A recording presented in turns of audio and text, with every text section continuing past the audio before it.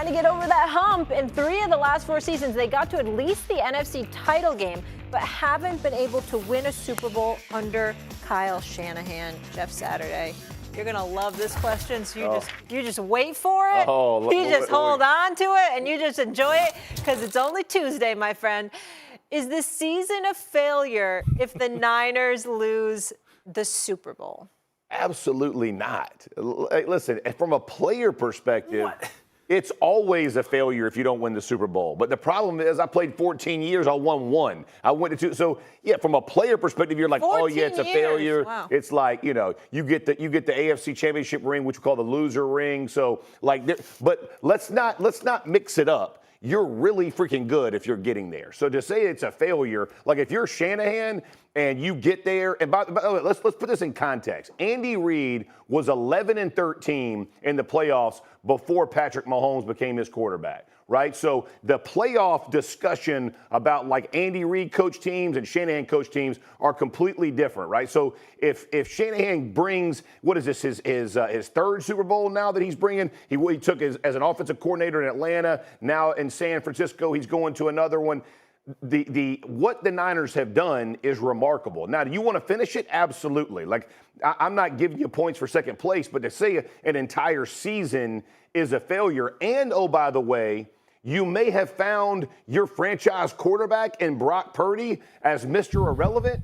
There's a lot that have been accomplished in this season, even without the win of a championship. Now, every player is going to tell you it's all or nothing, but I can assure you from somebody who went to Super Bowls, played in 3 AFC championship games, and had a season without Peyton. I think we won 3 or 2 games. It's a whole lot better to get there and lose than just get beat every week. Losing sucks. So at the end of the day, it's not a complete failure, although players would probably have a little bit of an argument. Yeah, I think it is considered a failure, and it would be considered a failure for a number of reasons. And I understand your point, Jeff, but I think for a number of reasons. And I think first it's about expectations, right? What were the expectations for San Francisco this offseason? It was, okay, let's just start at the very top. How many times do we hear people say that Kyle Shanahan basically invented offensive football?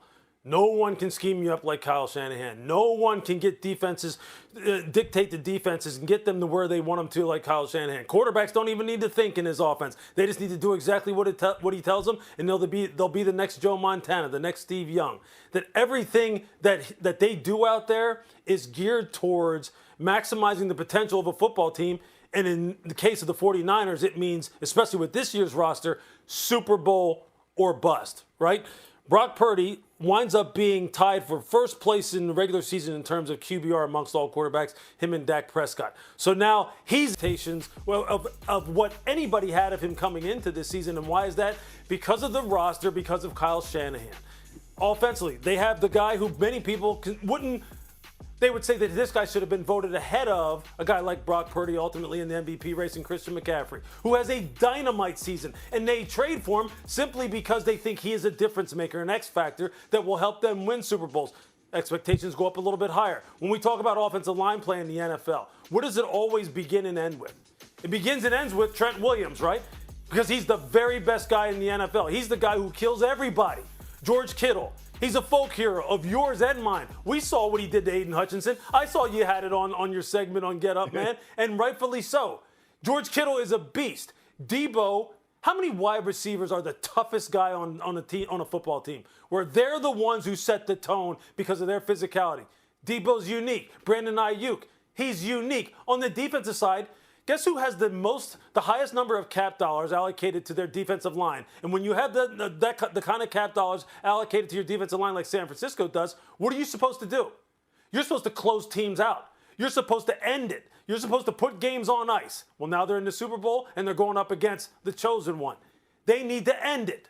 Like they couldn't end it before with Patrick when he hit, what was that, 2-jet chip wasp? That was the play call that he hit to Tyreek Hill when they really broke the game open? They got to end it this year. They got to close it out on Patrick Mahomes this year. And Fred Warner, considered to be the best linebacker in the NFL. They have got nothing but things lined up for this football team from the very beginning that says it is one thing. You either win the Super Bowl or it's bust. Unfortunately, they're going up against who as we're talking about on this show and many others, a quarterback who's going to go down in history as one of the greatest to ever play. And not just quarterback, but like I said earlier, one of the greatest football players ever to put on a uniform. That's what they're up against, but I don't care. Because of what the expectations were coming into this season, because of all the different points I just laid out. All season long, we said San Fran's a juggernaut. They absolutely just knock around everybody. When they decide to play, no one can stay on the field with them. Well, then you better win this Super Bowl out in Vegas. You better win it. I think part of that was put to bed for me as the season progressed because, like every team, Lou, you and I both know there's flaws, right? And you see that their defensive line really hasn't played nearly as well as we expected. The back end of San Francisco's defense, besides Ward, hasn't really been the kind of closers that we expected them to be. When you talk about Brock Purdy coming off the elbow injury, right? And what was he going to be? He's exceeded expectations. But I think from my perspective, as I watched them progress through the year, I saw kind of the warts of what it is and what it was. And, you know, if you're John Lynch and you're Shanahan sitting in this seat after this game is played and you lose 27-24, you're not going, man, everything we did is for naught. You're going, okay, this piece, that piece, all of those different things. Now, from a player perspective, you for sure feel like it's a bust or nothing. But I think from my perspective, watching what this team has managed and found ways to win, learning how to come back from deficits and find a way to win in playoffs, whether it be Green Bay or Detroit. Things to do. I think there's a lot to glean. So for me, it just would not be a bust the way that we're framing. Lewis, we got to go. Yes or no answer here. Championship window closing for this team. Yes or no?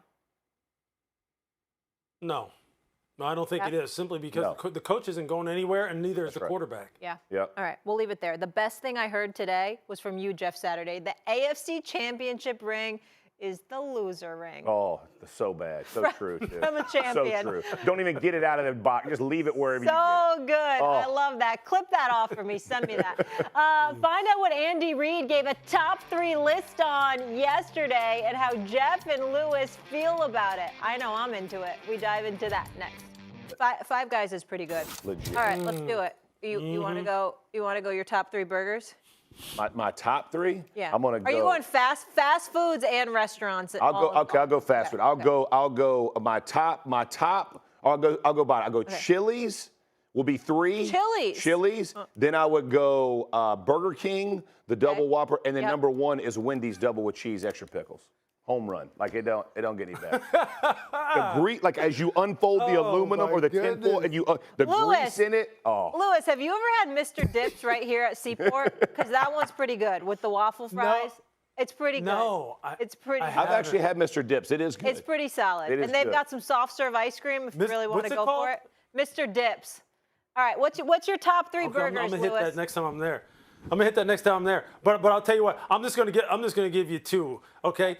Number 1. Look, I'm with you on Wendy's, man. I'm with you on a Wendy's single with cheese. Lettuce, tomato. Wendy's? No pickles though. No mayo. You got to hold the mayo. You got to hold the mayo. Need the mayo. Burger King, man. I just stopped by a Burger King just the other day, and it was weak, man. I didn't like it. I took half of it and balled it up and threw it out. But number 1 for me, for sure,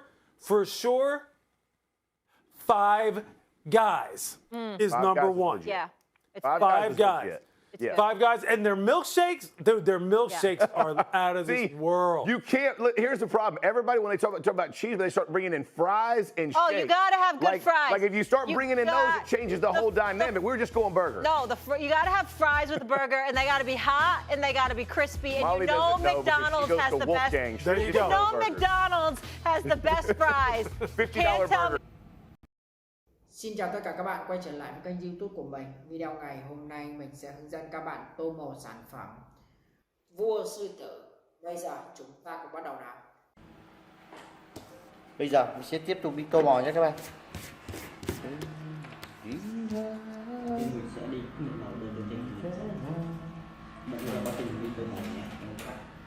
Màu đỏ này nó không được rồi. Đây là màu đen chỉ.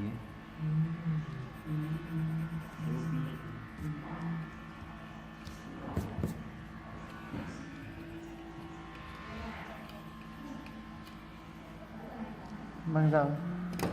Giờ mình sẽ gọt màu đây các bạn này. Mảnh.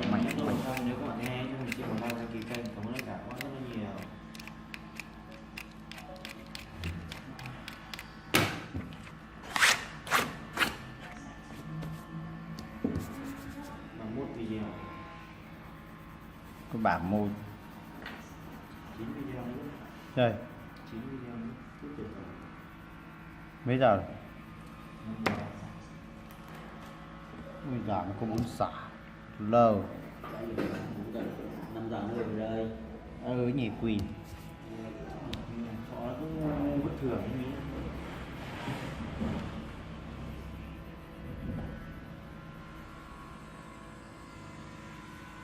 chứ nói tôi em là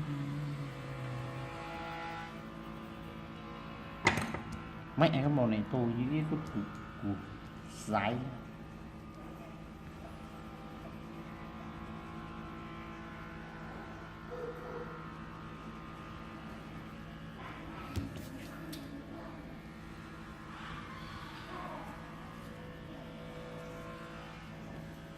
mà ta đi lọ thấy cái đấy vợ tôi chiều Xấu không? đây Xấu không?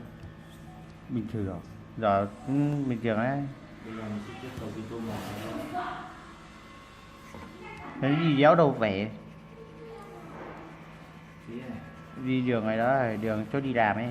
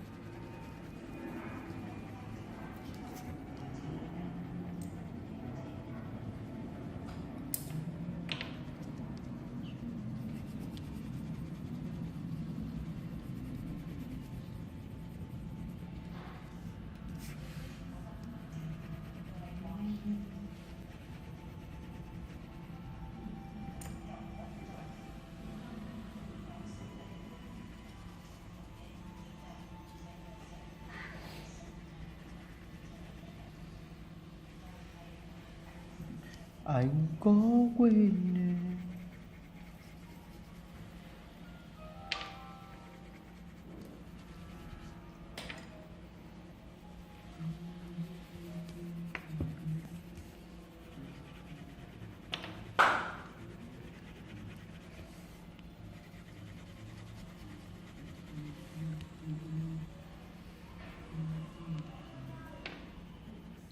mẹ cái màu vứt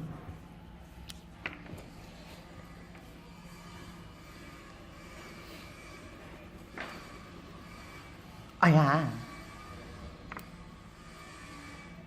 Cái gì? đây Kêu cái gì? nó ấy vậy đâu kỳ Suy ngủ. Như vậy là mình ngu phu như vậy.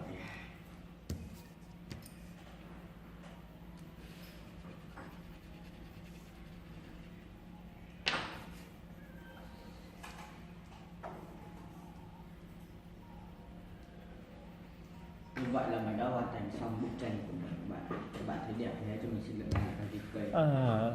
Rất là nhiều. Các bạn.